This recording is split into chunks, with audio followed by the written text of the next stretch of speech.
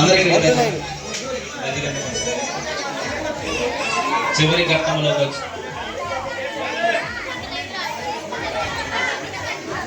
ప్రియ దేవుని సంగమా, దేవుని బిడ్డలారా, ఈ 4 దినాలు